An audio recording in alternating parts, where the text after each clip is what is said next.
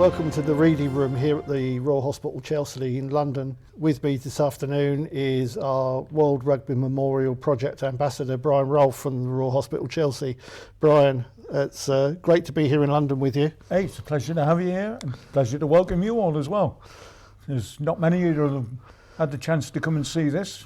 Like I get the chance to go and see you play rugby, but this is where it all started for me, because if I hadn't been here, I would never have met John, and I'd never have ended up over on Shemad at the World Rugby Memorial. And a transformation in my life at the age of 72. Rugby's been very much a staff of life for me, being a member of a rugby club and then going out into the world and meeting other rugby players and realising the hospitality, the comradeship, and the just generally the good-naturedness of people that play rugby compared to other sports. And I don't mean to blacken them, but there's something special about rugby, and it appeals to me. It tugs at my heart. So anything I can do that will support and expand the rugby world, I'll do my best to do it, and I'll continue to do it. So being an ambassador to the memorial it's second nature. In fact, in a way, you could say it's my second home, when you consider that as a Chelsea pensioner, one of my major roles is to, as it were, champion remembrance of those who've paid the ultimate price and those who've paid limbs, and even if they've served freedom, and they've served rugby, because without freedom, rugby's not going to exist. Rugby players are satisfied to be able to play a good game and go out afterwards and sit down with the people they've just played against, have a drink and a good evening together, something to eat, and part as friends, irrespective of what happened on the pitch, even if there was a punch-up. That is something that's quite special. The World Rugby Memorial gives me a place where I can go on my own and think of players that I know who are no longer with us, and anyone in the world can visit the site and spend a few moments in the presence of all those rugby players who aren't with us anymore. And that makes it one of the focal points of rugby, as much of a focal point as Twickenham, Arms Park, any of the other big grounds, any grounds in the world. It's just special. And being fortunate enough to know one of the two men that founded it makes it even more special for me. Other than that, I'm just a pretty good bloke, lives in a great place, spends his time talking to people and taking them round and showing them how proud he is to live in the Royal Hospital. Been here for 300 and odd years looking after old soldiers. And in the end of the days, what am I other than an old soldier that played rugby? And lo and behold, there I am, an old player, soldier that played rugby, that's now the ambassador to the World Rugby Memorial. And we have these three core values, don't we, Brian, that we really do form the basis of what we share with people. We've got remembrance, we've got education, and we've got the fun and joy of playing rugby. You know, and when something just works, it can't explain why it suddenly clicks. But in my situation, and in John's and in other people's, those three things come together and just meld and fit without any difficulty at all. It's smooth, it's just in union.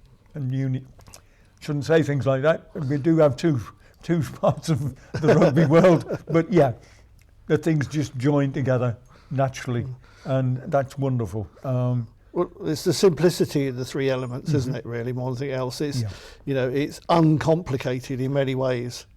There's nothing more uncomplicated than me. Seriously, I would honestly count myself as thick as two short planks. And of course, in a joking manner, I must have been. I played second row, good heavens.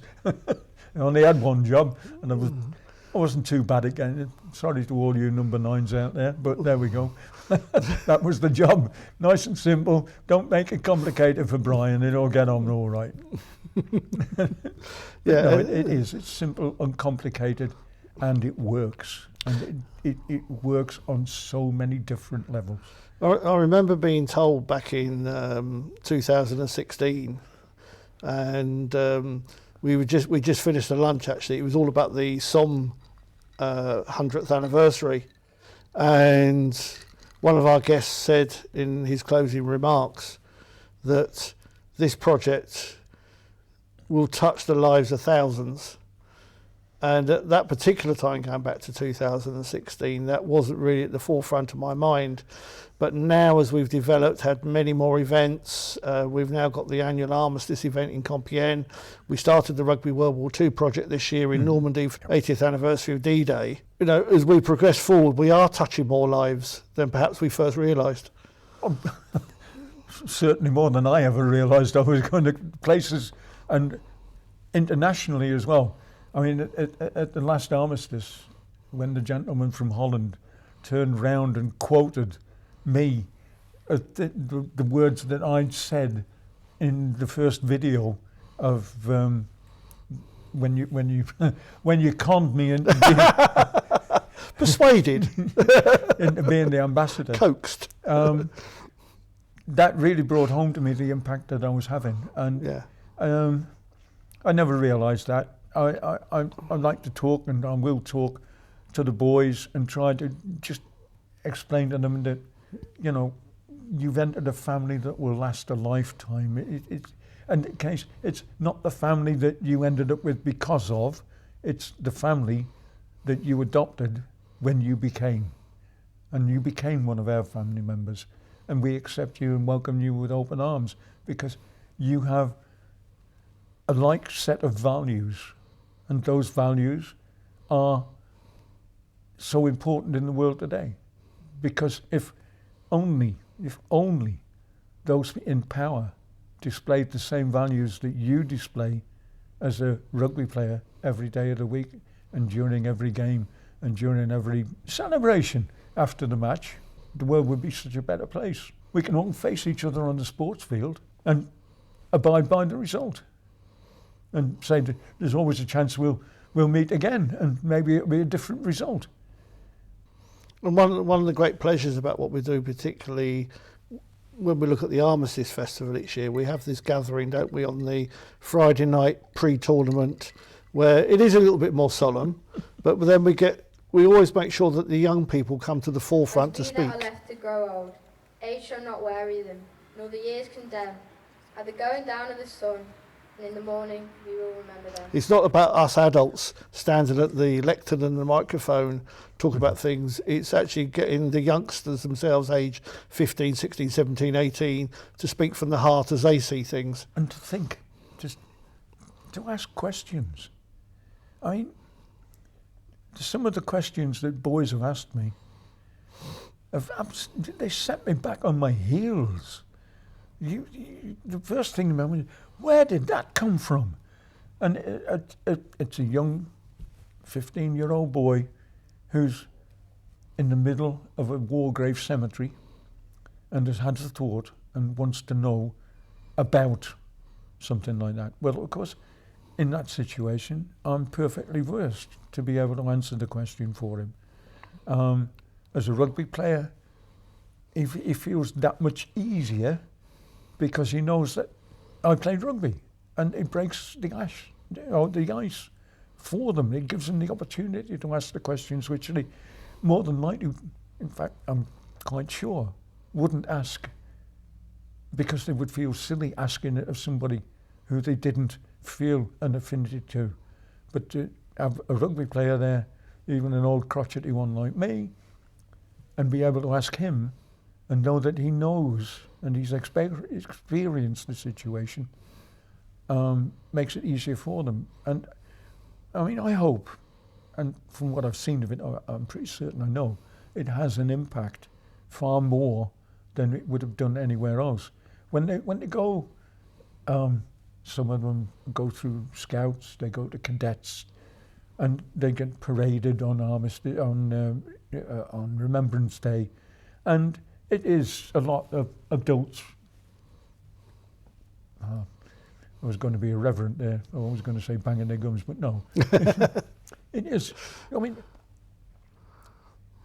you often get me to do the Binion lines and the Kawima Badaf.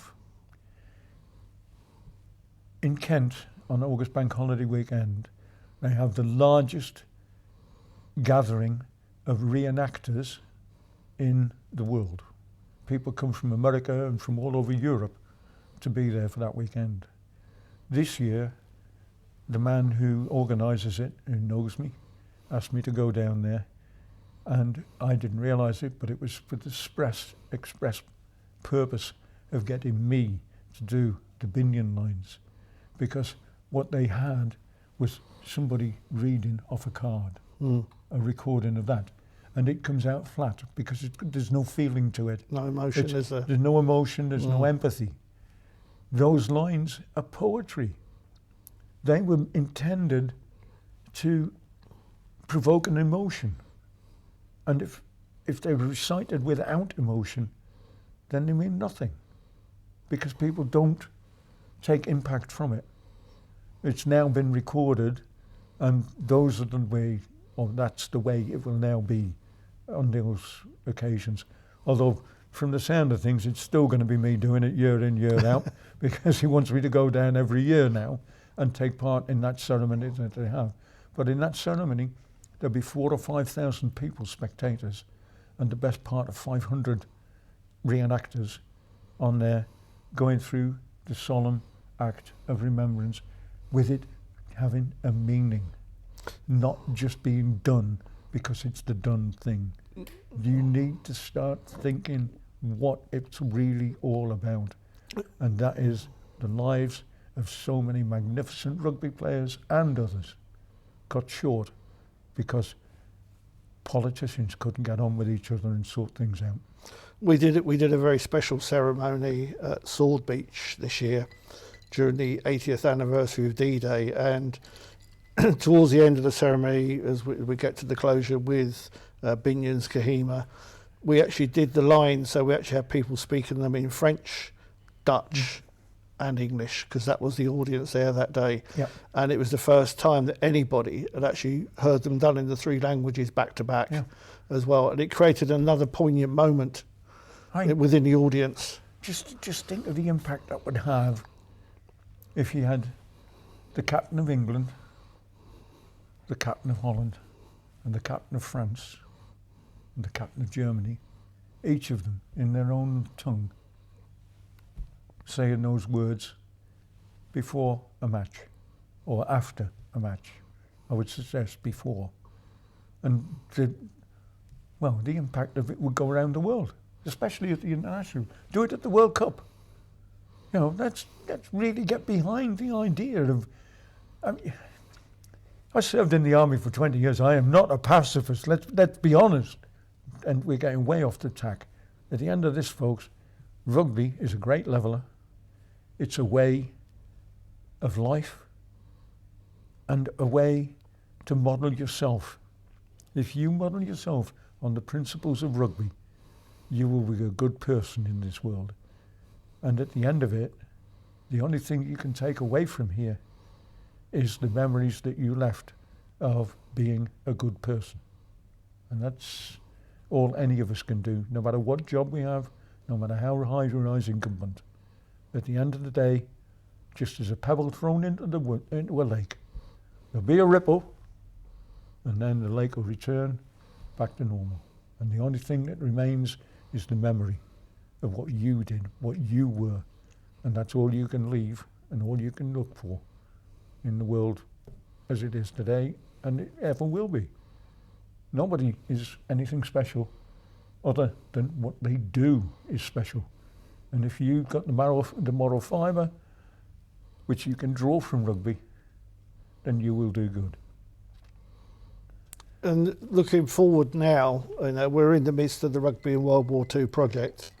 And as you know, I'm heavily involved with the planning now in Nijmegen. as part of the Liberation 80, but it is the Freedom Festival, as the Dutch describe it.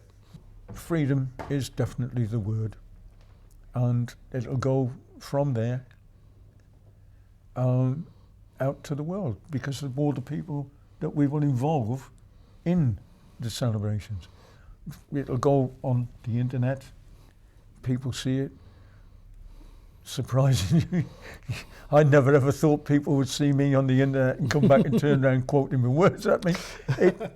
It's just absolutely astounding, the impact and the breadth of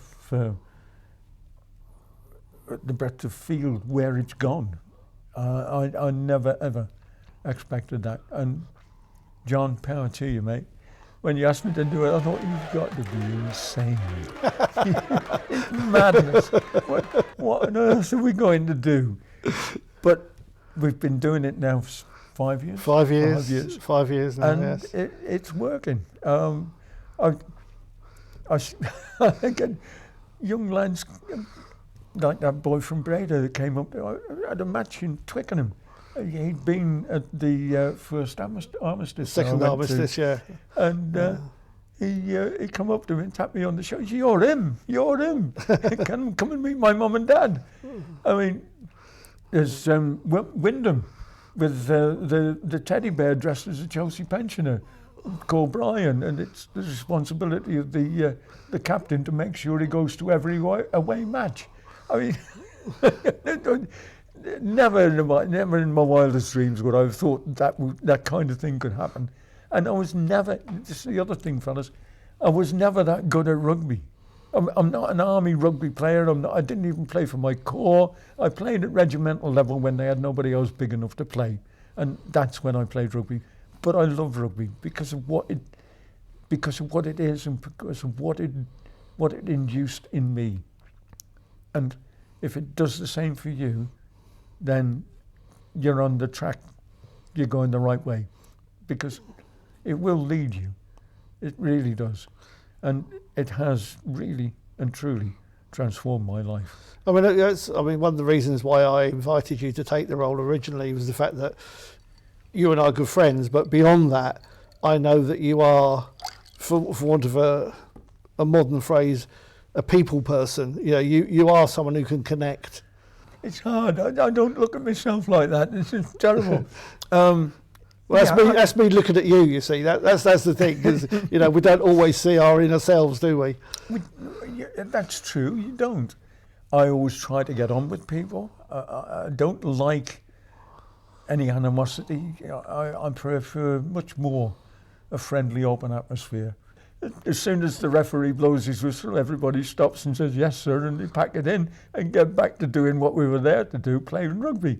A temper can flare, but that doesn't mean to say that you've got to go into mortal combat with somebody just because he got angry because he thought he was on for a try and you tripped him at the last minute. Mm-hmm. But these things happen and people react differently. But at the end of the day, when the whistle blows, it stops dead. And people behave themselves. We get round the table and have a groan about the new rules that they're bringing out. Not the game I used to play, but the truth of the matter is they're looking after people. And that's what is one of the things that rugby should do. We should look after each other and look after everybody, not just your own team. Look after all rugby teams. And remember that under the skin, they're all your brothers because they play rugby. And that should be the be all and end all of things. Would it be the same, dare I say, would it be the same in football, good heavens? We shall lead by example. The rugby world will show them the way. Let's be honest, the first football clubs were rugby clubs, not association soccer clubs. The first football clubs were rugby football clubs. And we lead the way and show them how it should be done, especially their fans. And the difference in the fans of rugby shows that we're on the right track because the people that support the game are on the right track. Sort of just to conclude, really, we're looking forward to 2025. We're looking into the 80th anniversary of the that we're marking for the Rugby World War II project. We're taking the brand to the Netherlands, and we're also actually finally bringing it to the UK with our great finale in Lincoln as well on the 80th anniversary of VE Day. Next year we begin the event. A lot of ceremonial beforehand, the education day, and then the festival itself at Lincoln Rugby Club, where we're going to have teams coming in from France and the Netherlands, and maybe beyond that as well, but also a lot of British schools involved as well. So this is going to be under 15s, and I think that's a great age for the learning curve. And speaking of ages, you've asked me to bring 6 Chelsea pensioners. The 6 Chelsea pensioners that are coming still play rugby. They play walk-in rugby, and they're all members of the Scarlet Warriors. So you can carry on. It's a lifetime commitment, folks, all the way through. Our youngest member's got to be 67 because you can't be a Chelsea pensioner until you're in receipt of the old age pension. So the youngest member in our team is 67. And the oldest, I'm not going to tell you because Jed will kill me, but he's over 90. It'll be 6 of them that I bring up to Lincoln for the celebrations up in Lincoln. Well, we're certainly looking forward to receiving you there, Brian. I can only thank you for your time and commitment over the last 5 years and moving forward, and also just looking to welcome you over in Nijmegen and in Lincoln next year. John, compared to what rugby's done for me, what I do for rugby is nothing. Seriously. Rugby's everything. No, it's a pleasure to have you as part of the team. It really is. Stop before you make me cry. Age shall not weary them, nor the years condemn. At the going down of the sun, and in the morning, we will remember them. We'll remember them.